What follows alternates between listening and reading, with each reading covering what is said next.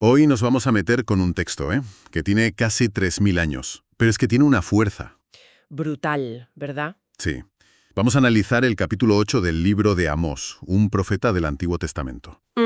Tenemos varios análisis, varios comentarios que, se meten muy a fondo, y nuestra misión aquí es intentar entender por qué un pasaje tan breve es tan severo, tan memorable. Y en cierto modo, aterrador. Muy aterrador.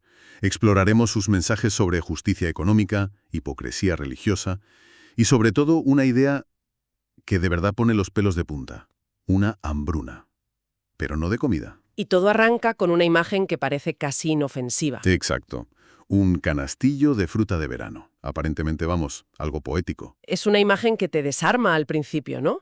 Dios le muestra a Amós, una cesta de fruta madura. Podría ser el inicio de un poema sobre la abundancia, la cosecha. Claro, una bendición. Pues es justo lo contrario. Es una sentencia de muerte. La fruta está en su punto perfecto. Ese momento justo antes de que empiece a pudrirse. Ah, Y esa fruta es Israel. Su pecado ha madurado, ha llegado a su plenitud.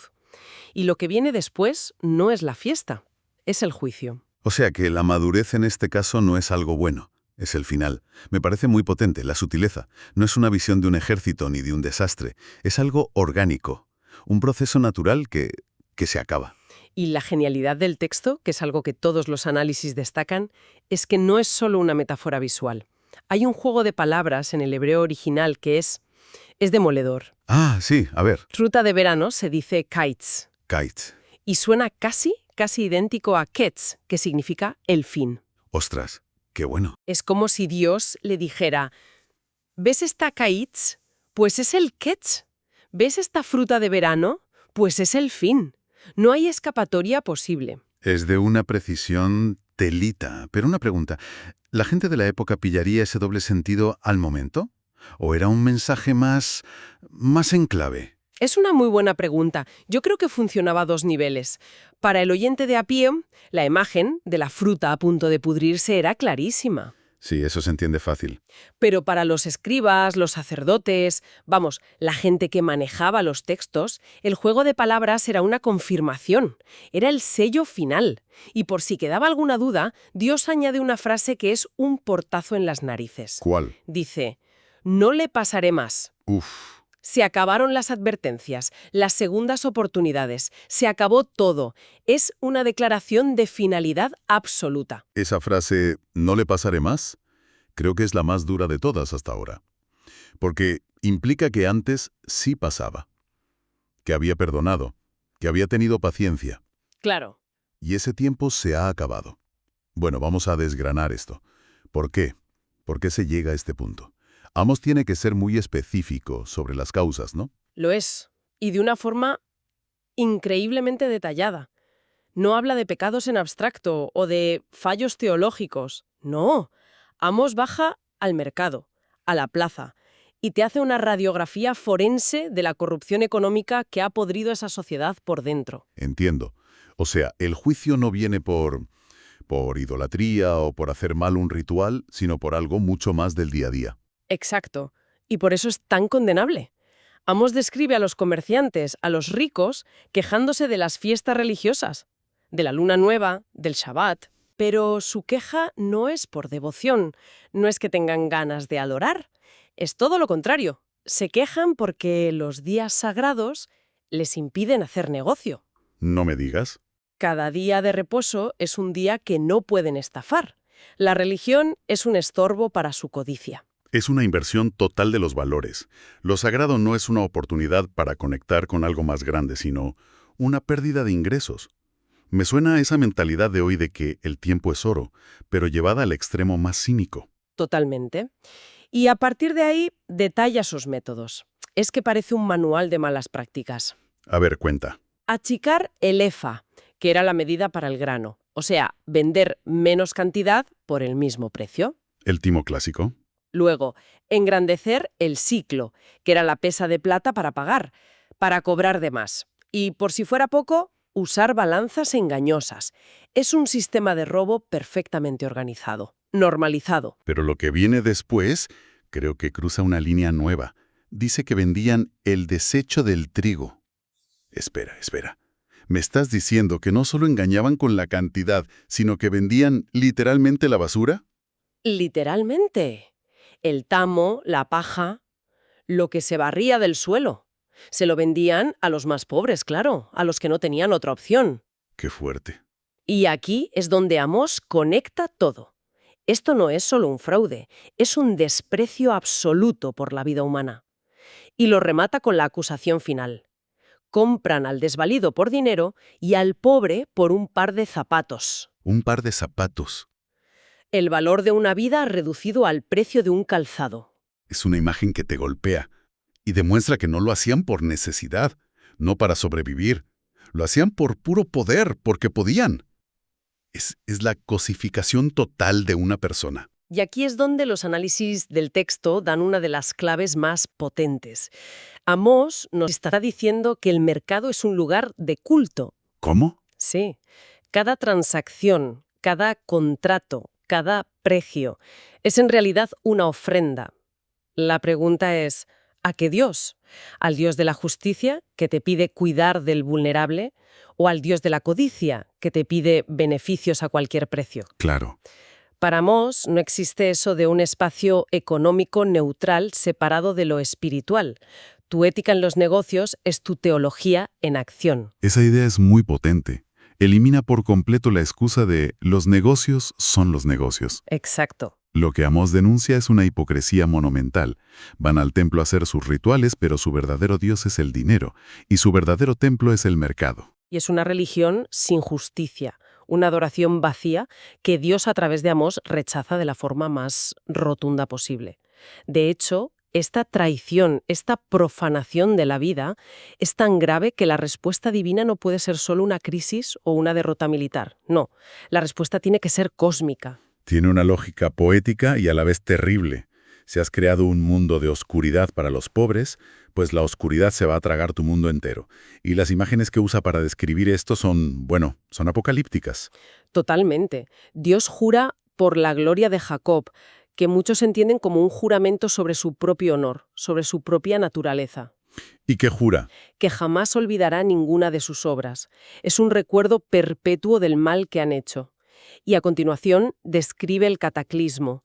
La tierra temblará, se agitará como las crecidas del Nilo, subiendo y bajando en un caos absoluto. Y luego llega esa imagen que parece de ciencia ficción. Haré que el sol se ponga al mediodía, y en pleno día cubriré de tinieblas la tierra. Más allá de que fuera un eclipse o no, el simbolismo es... Es demoledor. Claro, el mediodía es el momento de máximo esplendor, de máxima luz, de máxima actividad. el punto álgido del día. Exacto. Que el sol se ponga justo ahí significa un final antinatural, repentino y total. Es apagar la luz de golpe en mitad de la fiesta. Su prosperidad, su seguridad, todo extinguido en un instante. No es un declive, es un apagón. Y el impacto no es solo físico o cósmico. Es profundamente emocional. Transforma cada aspecto de la vida. Las fiestas, los momentos de alegría, se convierten en luto, los cantos en lamentos. Describen los rituales de duelo más extremos de la época. Vestirse de cilicio, que es una tela áspera, dolorosa, y raparse la cabeza. Eran los signos externos de una devastación interna absoluta. Sí. Pero para que nadie se equivoque sobre la profundidad de ese dolor, usa la metáfora más aniquiladora que se podía concebir en esa cultura. Como luto por hijo único. Exacto. En una sociedad como aquella, perder al único hijo varón no era solo una tragedia emocional insoportable, era el fin del linaje, del apellido, de la herencia, de la memoria. Era la aniquilación del futuro. No hay nada más allá. Nada. Es el dolor en su forma más pura y desesperanzada. Y eso, dice Amós, es lo que va a sentir la nación entera. Haberemos pasado por la corrupción económica, el colapso cósmico, la devastación emocional. Parece que ya no se puede caer más bajo. Y sin embargo, todos los análisis coinciden en que el verdadero clímax, el juicio definitivo, todavía no ha llegado. Y no es algo que se pueda ver o tocar. Es la culminación de todo. El golpe de gracia. Y es un castigo de una sofisticación terrible. Se encuentra en esa famosa profecía de los versículos 11 y 12. Aquí vienen días, dice Jehová el Señor, en los cuales enviaré hambre a la tierra, no hambre de pan ni sed de agua, sino de oír la palabra de Jehová.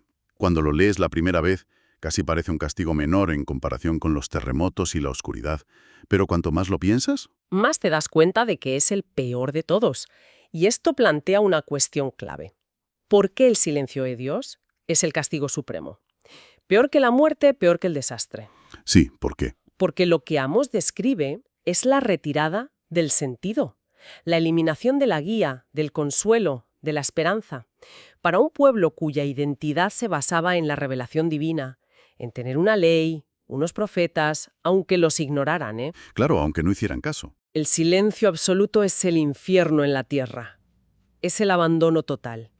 Y la escena que pinta a continuación es de una humanidad completamente perdida. Irán errantes de mar a mar, desde el norte hasta el oriente, discurrirán buscando palabra de Jehová y no la hallarán. Es una búsqueda frenética, global, desesperada. Es como buscar oxígeno en el vacío. Exacto. Y fíjate en el detalle que añade después. En aquel día desmayarán de sed las vírgenes hermosas y los jóvenes. No, Habla de los débiles o los ancianos. no. Habla de los que están en la flor de la vida. Los más fuertes. Los más resilientes. Ni siquiera ellos pueden soportar esta sed espiritual. Demuestra que la necesidad de dirección, de propósito, de una palabra que dé sentido a todo, es más fundamental que la propia fuerza física. Sin ella, hasta los más fuertes se derrumban. Es una imagen que me parece increíblemente actual. Esa búsqueda desesperada de sentido en un mundo que a veces parece haberse quedado en silencio. Pero en el caso de Amós no es un silencio casual. Él deja muy clara la causa de esta hambruna. Clarísima. Es la ley de la siembra y la cosecha, pero aplicada al espíritu. Durante años, Dios les había enviado su palabra con los profetas. ¿Y qué hicieron ellos? La rechazaron. Se burlaron, los persiguieron, les dijeron que se callaran. Despreciaron el alimento espiritual cuando lo tenían en abundancia. Ahora, cuando la crisis es total y lo necesitan para sobrevivir, la fuente se ha secado. Es la consecuencia directa de sus actos. Y además habían elegido sustitutos. El texto menciona que juraban por los ídolos de Samaria, de Dan. Exacto. Se entregaron a dioses falsos, a ídolos mudos que no pueden hablar, ni guiar, ni salvar. Y ahora, irónicamente, el único Dios verdadero, el que sí podía hablar, adopta la característica de los ídolos que ellos eligieron: el silencio. Es un juicio que consiste en darles exactamente lo que pidieron. Tal cual. Querían un mundo sin la voz de Dios, que les interpelaba. Pues aquí lo tienen. Entonces, si intentamos destilar todo esto, ¿qué nos queda? ¿Cuáles son las ideas centrales que podemos sacar de este capítulo tan denso? Pues la primera, y la más evidente, es que la paciencia tiene un límite. Hay un punto de madurez en la corrupción, un punto de no retorno donde el juicio es inevitable. La fruta madura. Vale. La segunda, que es una lección atemporal, es que no hay una división real entre lo sagrado y lo secular. Tu ética en el trabajo, en la economía, en cómo tratas al vulnerable. Esa es la expresión más honesta de tu verdadera fe. No puedes separar una cosa de la otra. No. La justicia social no es un extra de la espiritualidad, es su núcleo. Y la tercera, la que a mí me parece más inquietante, es que la mayor tragedia que puede vivir una persona o una sociedad no es el sufrimiento físico, sino el vacío de significado. La ausencia de guía de una palabra es la desolación definitiva. El hambre de pan mata el cuerpo, pero el hambre de sentido mata el alma. Eso es. Es un juicio total que lo abarca todo: la economía, el cosmos, las emociones y al final el espíritu. El mensaje de Amós es que una vida de injusticia y de rechazar la verdad no lleva solo a la ruina material, lleva a algo mucho peor, a un desierto espiritual, donde te encuentras solo, buscando desesperadamente una brújula que tú mismo rompiste. Y esto nos deja con una reflexión final, para darle vueltas. El texto describe esta búsqueda frenética, universal, de la palabra de Dios, pero solo ocurre después de que ha sido retirada del todo. Nadie parecía buscarla con tantas ganas cuando estaba disponible. Y eso plantea una pregunta sobre la naturaleza humana que sigue siendo muy relevante hoy. ¿Será que solo somos capaces de valorar las cosas fundamentales, la justicia, la guía, la verdad, incluso la libertad, cuando experimentamos su ausencia total y asfixiante? ¿Necesitamos llegar al silencio absoluto para empezar a desear desesperadamente haber escuchado cuando aún había alguien que hablaba?